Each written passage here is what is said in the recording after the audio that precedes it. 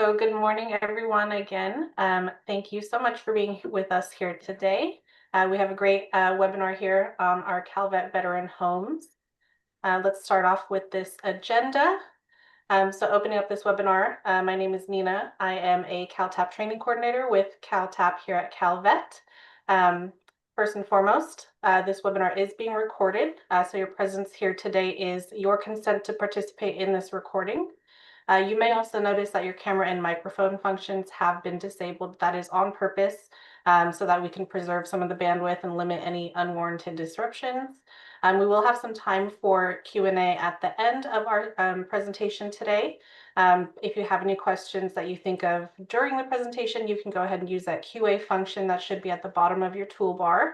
I have two colleagues here with me today, Sean and David. They'll be there to answer any questions to the best of their ability during, but they'll also be tracking questions to bring up at the end of our session today.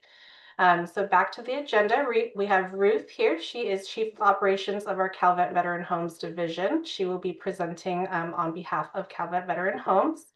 And then after Ruth, I'll come back on and talk about just some of your CalVet CalTap benefits and what we have to offer. So let's get right into it. I will pass the floor to Ruth. Please just let me know when to advance your slides, okay? All right, thank you very much, Nina.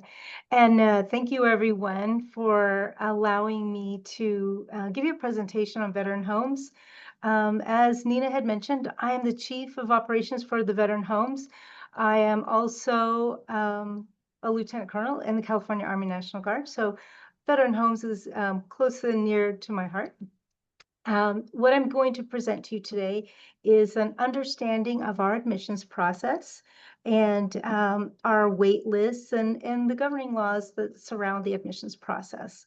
And this should give you a lot of tools and help you and your families be prepared and confidently navigate that admissions process. So next slide, let's just get right into it. Thank you. So we have 8 veteran homes across California, and they have various levels of care, up to 5 levels of care. Domiciliary, which is basically independent living, and then residential care for the elderly, which is assisted living, where they need a little bit of help. And then you have intermediate skilled nursing care that is the in-between skilled nursing care and then skilled nursing for memory care. Not all of our homes have every level. We have some homes, 2 homes that only have the RCFE level, and no other level except for RCFE. Next slide. Okay, so to get into one of our homes, you must be a California resident, and that's an important aspect, and be able to establish being a California resident for at least 1 year. You also have to have had a discharge under other than dishonorable. So, established by a DD 214 document. You have to be at least 55 years of age or older, or have a disability rating. And you also have to be some qualified enrollment into some healthcare plan. Those are the basic qualifications. It's pretty simple. Next slide.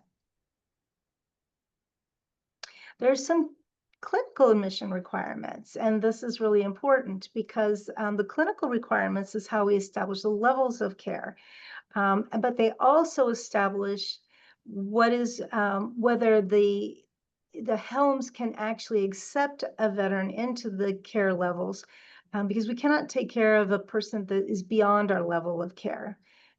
So a negative TB test, which is a standard, and then we have to make sure that any person that's applying for care is not beyond what we can handle, which is any acute hospitalizations, any acute psychiatric needs, mental health needs beyond our capabilities, any criminal behavior that we cannot handle as well, and then any immediate alcohol or substance abuse issues. So those things we would not be able to accept at the time until they are resolved. Next slide. So the application process seems very daunting, and we're working actually on simplifying it. It begins with it's on our website, and it begins with it's got 3 sections. So section A is basic demographics, which is completed by the applicant, and it has basic information about name of applicant, address, military history, et cetera, et cetera. And the second part of it, section B, is also completed by the applicant. That is a basic disclosure for medical documentation so that you can give authorization for the home to obtain a copy of your medical records from whatever hospital facility that you currently that you currently go to. The last item, section C, is a standard document that establishes your level of care. So it would be completed by your current medical provider. Next slide. Thank you. So section A, as I mentioned, it is basic information, your date of birth, address, marital status, and we're going to talk a little bit about marital status because that's an important thing. We'll talk about that later. It'll establish how we verify your California residency, your military service, TB information, your veterans benefit information. That's if you have a disability rating, your financial status, criminal history, medical information, just basic, like who your physician is and what locations, and then selection of your home preference, like what location you prefer to go to of the 8 homes. Next slide. And then again, section B, that's you completing that authorization for release of medical records so that we can obtain copies to establish your medical history so that the medical providers at the home can determine the level of care as well. Next slide. And section C, as I mentioned, that is that medical assessment that determines which level of care that you go to. And that is only valid for 6 months. And if the wait list is lengthy, it'll get reestablished again every 6 months. Next slide. Thank you. So how this process works is in phases. So the application process begins when you complete those first 2 parts online or in person, because you can actually go to a home or go to a veteran service officer and get a copy of an application and do this by hand application and mail it in. You would complete the application, you would submit your documents, copies of your records, proof of residency, and you would submit the income data and proof of enrollment of your healthcare, and that would be the first phase of the application. That would be phase 1. And next slide, so we can look at phase 2. So phase 2, the home staff will look and they will assess your application. They will look at the medical certificate, the information. The admissions nurse will look at the application package in totality. And if they look at that and they feel like they want to see you in person to do an assessment, they will probably schedule something like that in person. So let's go to the next slide and take a look at phase 3. So after they've looked at the entire packet and whether they've seen you in person for your medical assessment, all of it's put together, and this is the decision point. And in the decision point, they will either decide to put you on the wait list, or they would admit you if there's room in the home to admit you right away, or place you on the wait list, or potentially deny admission. If you're put on the wait list, the home provides kind of an estimated time of when you would be called in for admission. So let's go on to the next slide because I'm sure there would be questions about that denial process. But before we do, I mentioned that we were going to talk about spouses.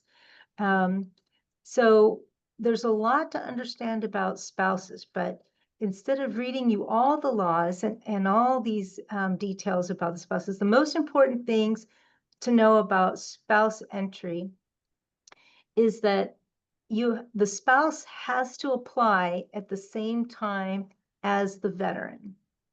That is the most important thing to remember. A spouse must apply at the same time as the veteran. That doesn't mean that the spouse has to enter a home with the veteran, but they must apply jointly. And that's a really important part. And they must have lived together for a year prior to this application.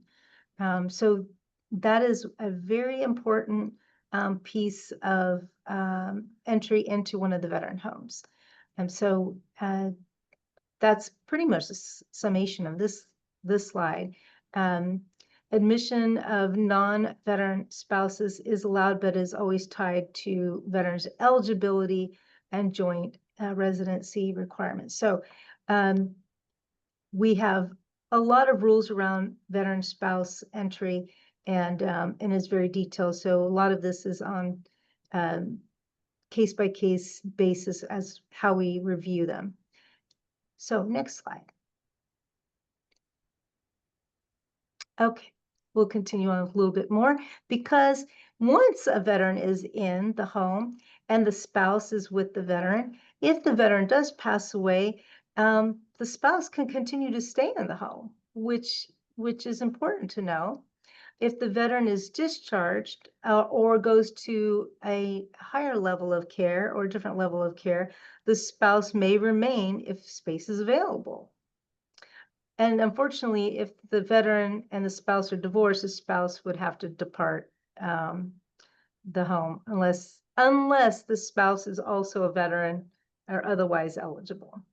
So there's a rule that requires only 75% of the veterans must be in the home. And that's the cap. So next slide. Okay, so on the wait list. So this is an important thing to know is the wait list. We do have a lot of people on the wait list. We have only 8 homes. I'm sure we'd love to have every veteran to be eligible to be in the home at the same time, but we do have a wait list, and the wait lists are maintained for all the homes by level of care. And the list, as we mentioned, is fluid and varies by home because it is each home has a different level of care. Some have memory care, some have only RCFE, some have domiciliary, and so they're not all the same. So that's why there is varying wait lists for each home. If an applicant moves, they may switch to a different home, which has a different wait list level. So that is an important thing to know.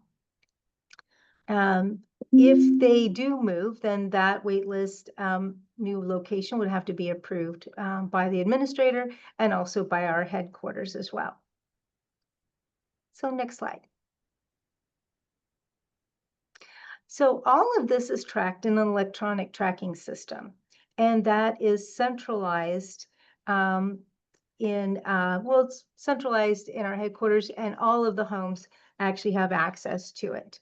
So that's called our pre-admission tracking system. And what it is one application for all homes, and which in a sense means that it's one ticket, one line. So if you have one person holding one ticket, that gives them one entry to the system. And it makes it much simpler. So we'll go ahead and go on to the next slide, and that should give you a little bit more understanding how that works. So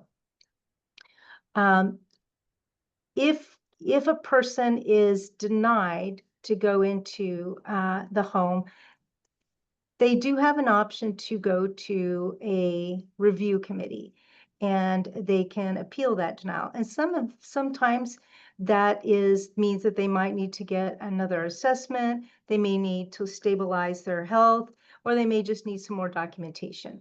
And so they do have an opportunity to overturn that denial. So next slide. Okay, so how a person gets priority. So this goes to the PAT system, our tracking system, and the one list, one line. There is a varying amount of points, and that's how there's one line. So you have different priority of points. Medal of Honor recipients have a certain amount of points. Prisoners of war, a certain amount of points, and then our unhoused veterans with urgency, unhoused, and care needs have a certain amount of points. And then there's other amount of points. And so those points are calculated, and that's how our veterans get put to the top of the list. Next slide. Okay, so why would somebody want to come into a CalVet home? Well, we provide comprehensive medical care and nursing based on each level of care.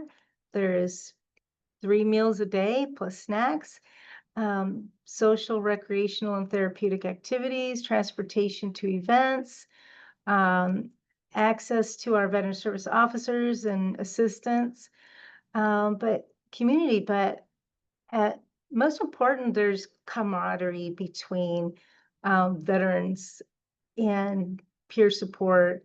They go to a lot of events. They're not just sitting in the home. They go out to a wide variety of events, baseball games, football games. They go do a lot of outings.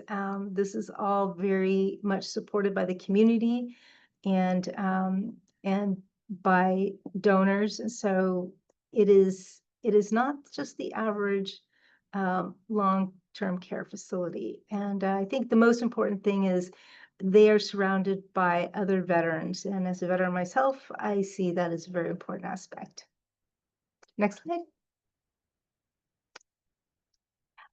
I will not go over the governing authorities, but if you ever needed them, we don't just make up how things are done. They're all established through various military veterans codes, California Code of Regulations, and federal codes. So this is how we operate under these various rules and regulations. And so we have them here in case you ever wanted to review them. Next slide. So at the end of this, the key takeaway is that there's one application, one line for our system.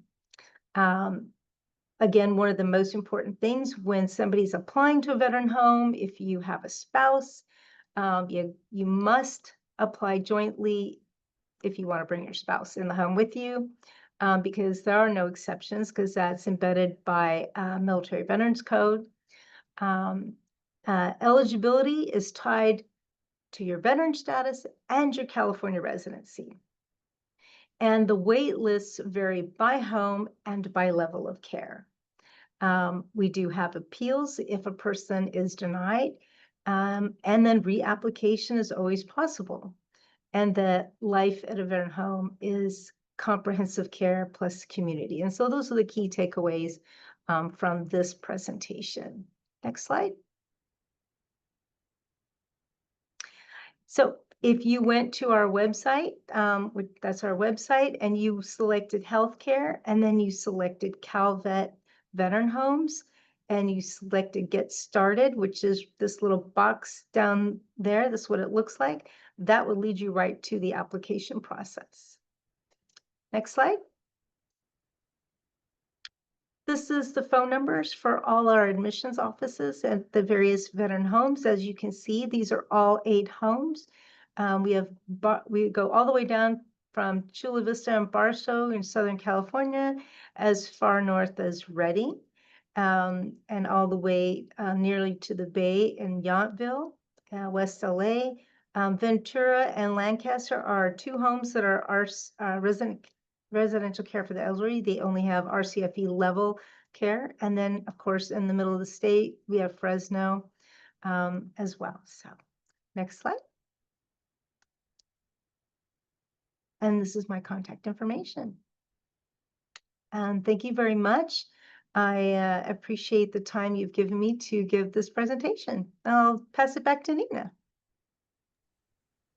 Thank you, Ruth. That was such good information. Ruth is going to hang out until the end of my portion of the presentation. She'll be here to answer questions at the end. So if you have questions, please, again, use that Q&A function. But really quickly, I'm going to go over some of your California veteran benefits and what CalVet and CalTAP has to offer you. So let's get right into it.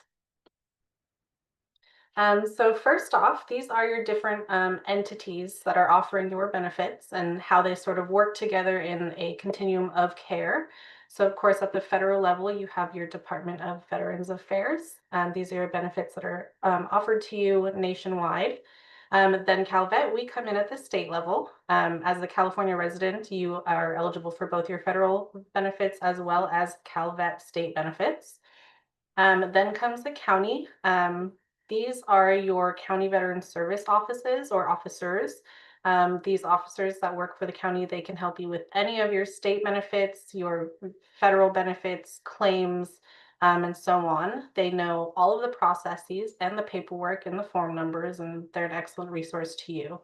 They're also serving you at no cost. So when doing your claims, you can start here with your CVSOs or your county veteran service officers. And then lastly, we have some service providers, so some of which are the Disabled American Vets, Swords to Plowshares, American Legion, and Veterans of Foreign Wars. So CalVet also has a very handy veteran resource book. This book can be sort of your holy grail. Again, it has everything, all details of your benefits to the processes, and more in great detail. There is a PDF version of this book online. You can go ahead and scan that QR code there. I'll also show you how to get to this PDF version from our website on this next slide here. So this right here is our CalVet homepage. It's calvet.ca.gov. If you were to scroll all the way down to the bottom of the page, you'll see the link to the veteran resource book that I just mentioned. There's also a way to find your local county veteran service office, your CVSO. And then this laptop icon here will take you to our CalTAP homepage, or our California Transition Assistance Program.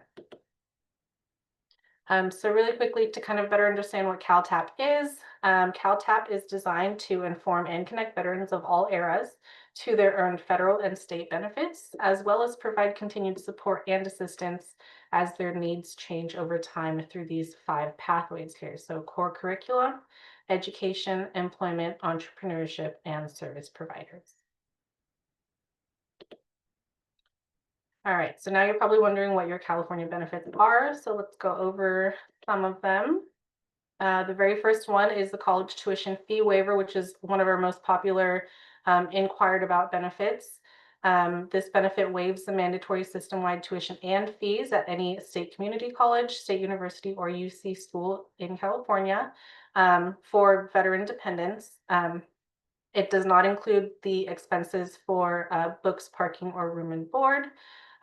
These benefits, they are determined by what are called plans A, B, C, and D. So each come with different qualifications, but generally speaking, this is open again to dependents of disabled veterans with a disability rating of 0% or more. There's also some DMV programs. The first one is the veteran designation on your driver's license or ID card. So this allows veterans to have the literal word veteran on your driver's license or ID card. You've definitely earned that status, so you should definitely rep it proudly.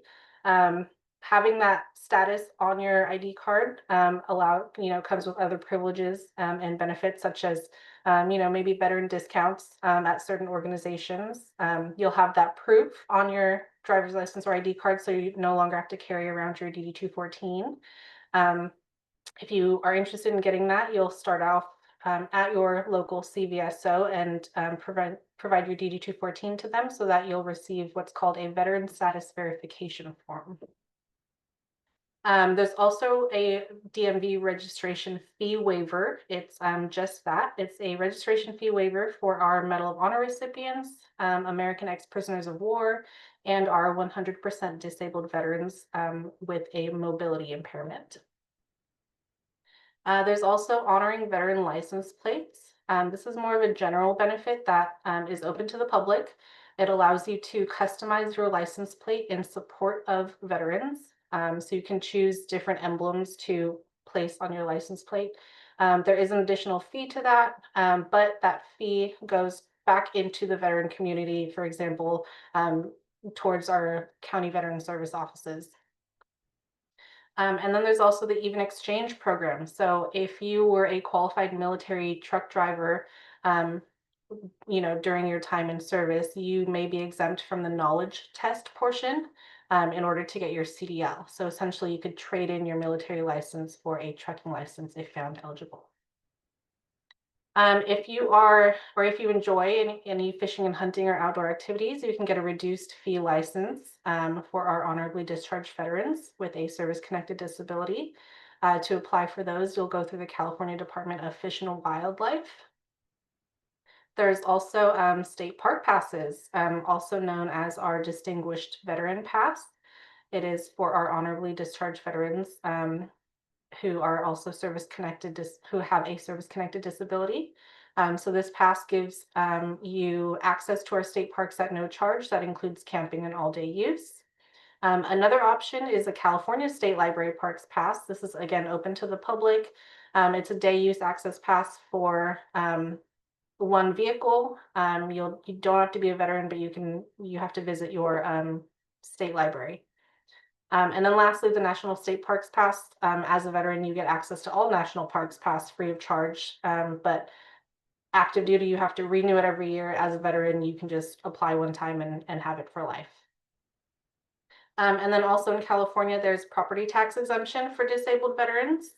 This differs by county though, so I'm not aware of the exemption in your county. So best bet is to visit your local county assessor's office for further details, or visit your CVSO.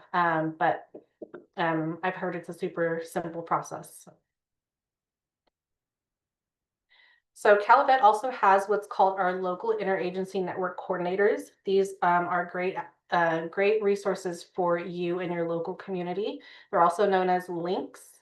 And they're there because CalVet wants to ensure that all of our veterans in the state of California, service members and their family members across the state can really maximize what resources are available to them. So these links, they serve as your local advocates. You can also think of them as the boots on the ground.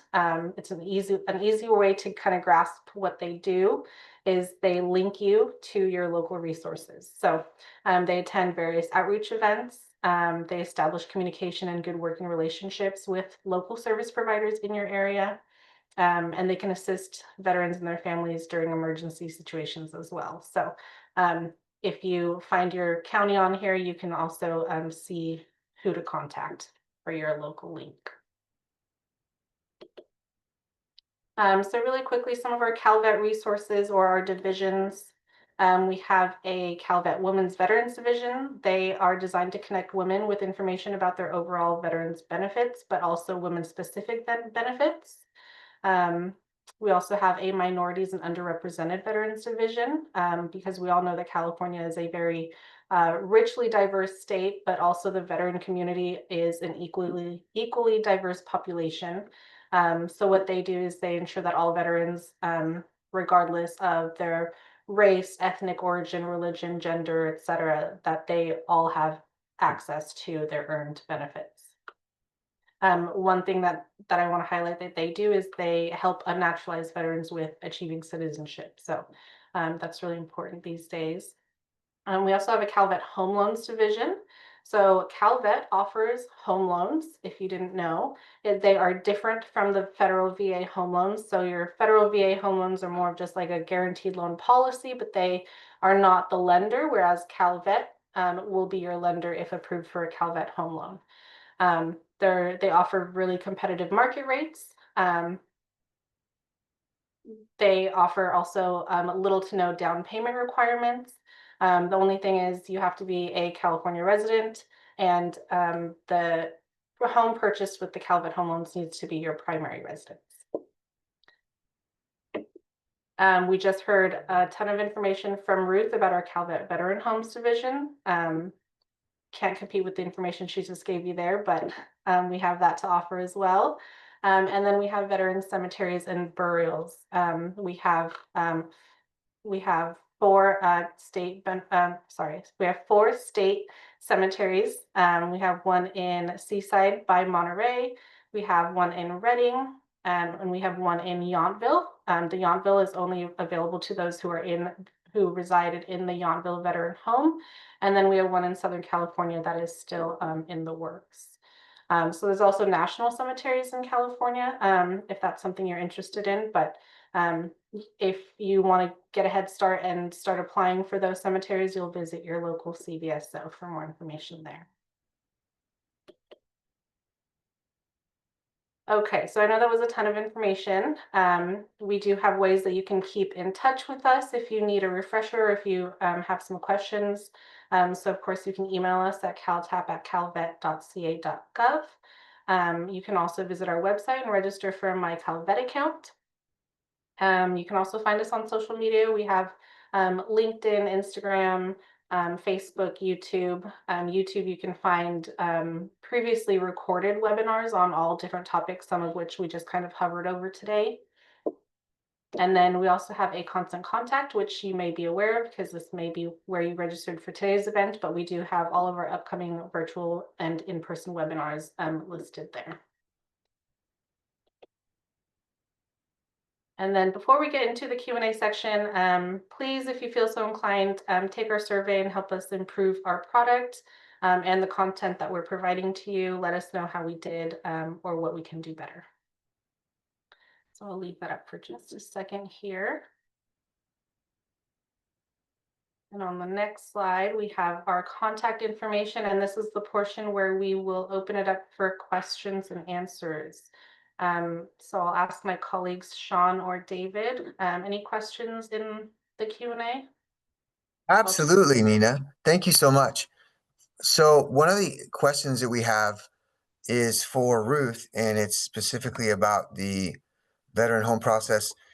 Basically, they're talking about an 80-year-old veteran who's got lower income and some memory care questions with 100% disability rating, saying that they've been on the waiting list for the Yountville facility for quite some time. And they're under the understanding that they're constructing a new home. And it's a new area for memory care in that area. How long, do you have any updates whatsoever regarding this process that might be helpful for this question? Yeah, thank you for the question. Yes, that is correct. We are very close to the completion of construction of our new skilled nursing facility. It is not an expansion. We're moving over to our new facility from where our current residents are. And it is an expansion of what we do have, a much nicer facility, more modern. The wait list, unfortunately for Yountville, is very long for skilled nursing and memory care because that is across the state. That is a very long wait list. And what I would advise, if there is someone on the waiting list and they are curious as to where they're at on the waiting list, is to reach out to me directly. And I will connect you with my staff and we can discuss that. We can discuss where you're at on the waiting list, what kinds of options you have. We do have other homes that do have shorter waiting lists, we can see what we can do about supporting your immediate needs. But yes, we do have a new facility that should be moving in veterans early next year. Thank you you so for much for that answer. The next question coming up is about the waiting list itself for a home. And specifically, what they're asking is if you're in the position for the waiting list, can you be bumped lower if A, a homeless veteran applies for the spot, and if someone already living there in one of the homes requests to move to another home you're waitlisted for? So they're just kind of asking about the process for waitlists. That's a very good question. Uh, if a person from another home wants to transfer to another facility and happens to have the same level of care, but has more points that would put them at a higher level, we try to avoid that, and that's why we say any transfers need to be approved, because there would have to be a great need for somebody to need to move and bump anyone else down to a lower level. And so those things we take seriously. If we had to bump somebody down to a lower level because someone needed to move to another home. As far as if we had an unhoused veteran that had an urgent need for housing, but otherwise met all the other criteria, and needed to come into the home, there is sometimes that does happen, and the person would get this position right away. If if they met the criteria, they may get a slot in the home right away, because of the urgency of the need. Unfortunately, a lot of the homes have a lot of a long wait list, and so that doesn't always happen. But there is times when we are able to immediately take care of some of our unhoused veterans, and that does mean that some of the other veterans that are on the wait list do not get to come into the home right away.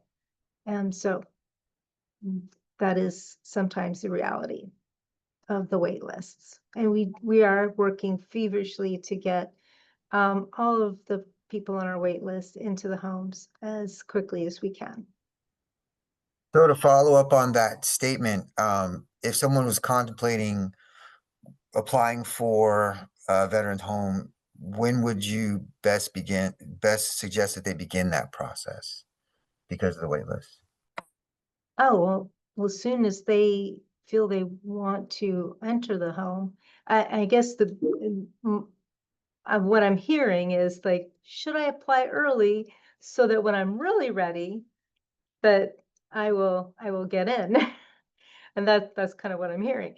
But if that's the case, I would say call the home that you are interested in applying to, and have a discussion with the admissions person, and they'll be very honest about the wait list and the level of care. Because remember, I said it's one, it is, each home has a varying level of care. The levels of care have their own wait list.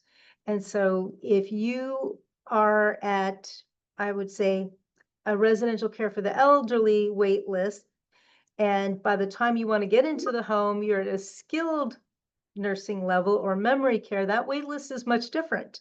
I can get somebody in right now into Lancaster home that wants to go to residential care for the elderly, no wait list. But if you want skilled nursing or memory care, those wait lists are longer. And so that's why I said you'd probably have to call and see, what does that wait list look like right now? And what is your current level of care needs? And those are all really important factors. Thank you for explaining that and clarifying that.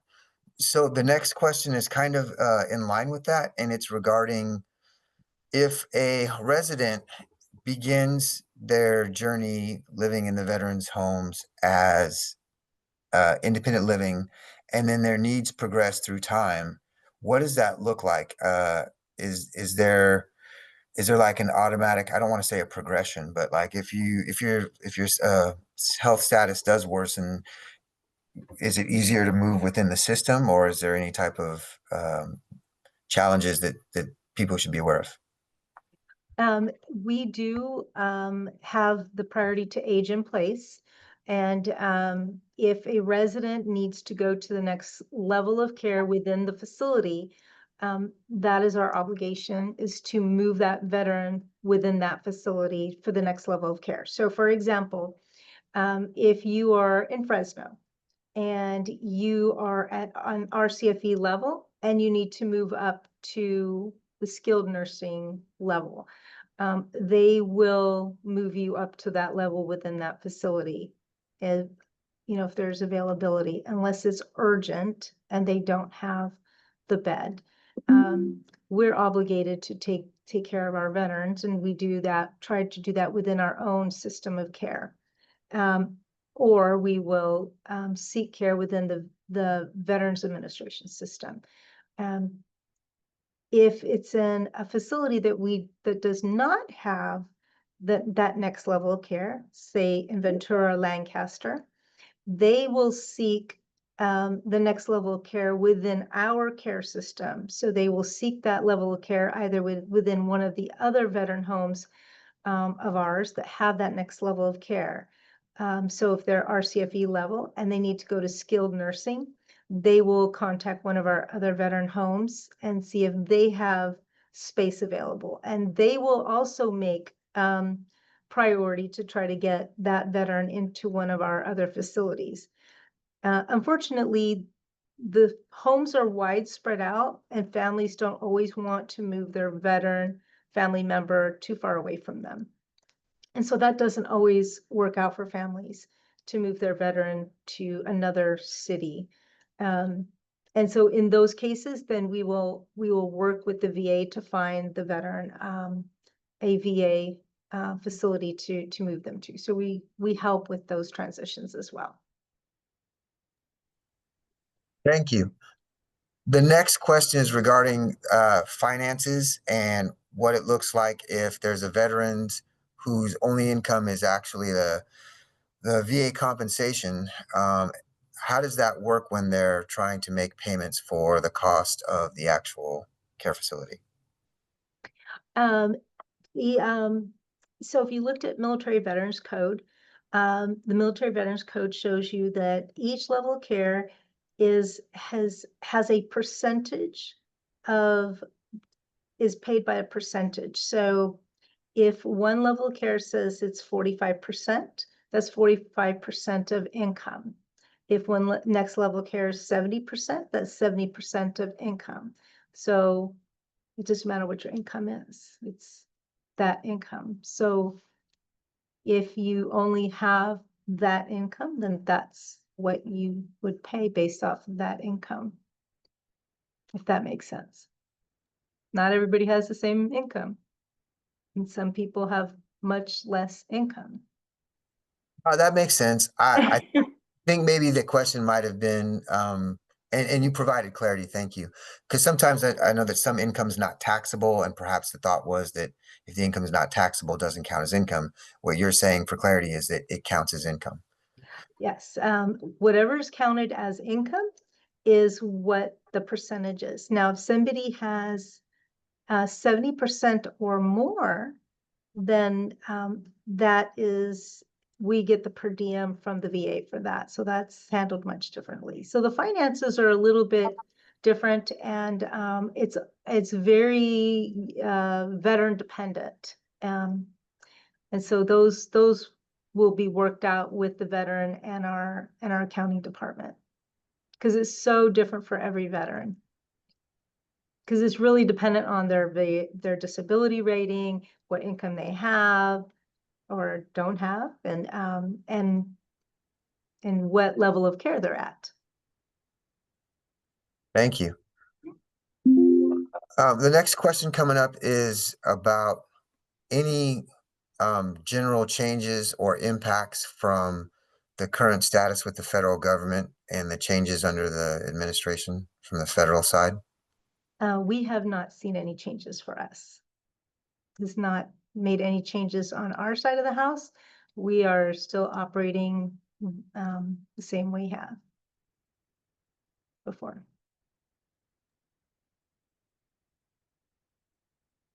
Are veterans ever turned down because of having a higher level of assets or income?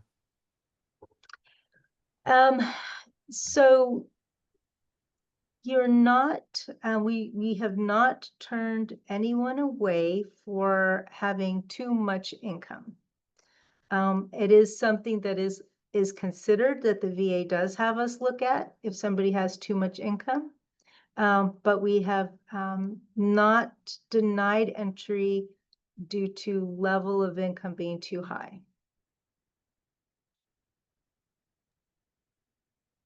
Thank you for clarifying that.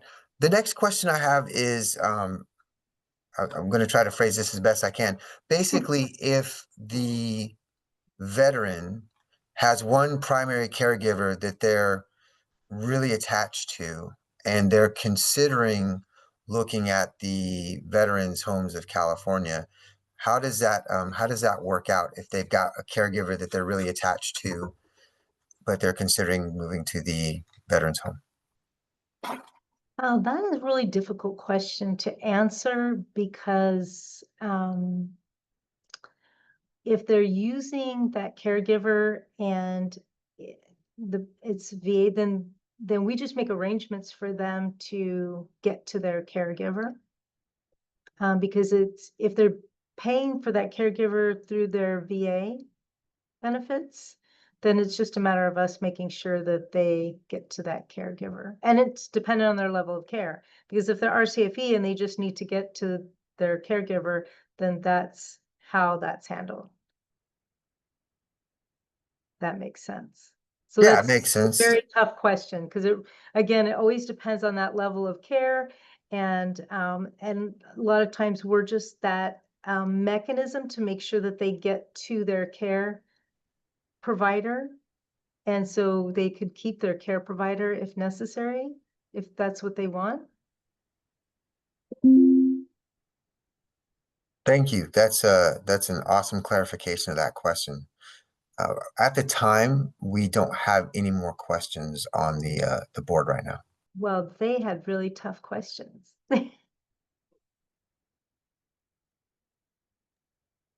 Yeah, those were really specific questions, but I think good to bring up because maybe someone didn't ask the question but also needed that information. So definitely added some more depth to the great content that you already provided us.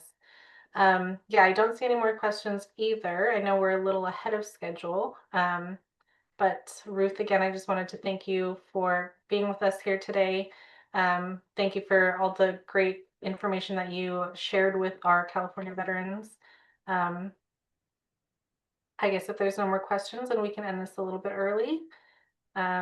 Also want to thank everyone else for being here, all the attendees in the room. Thank you, and we hope that you enjoyed today's webinar. Thank you.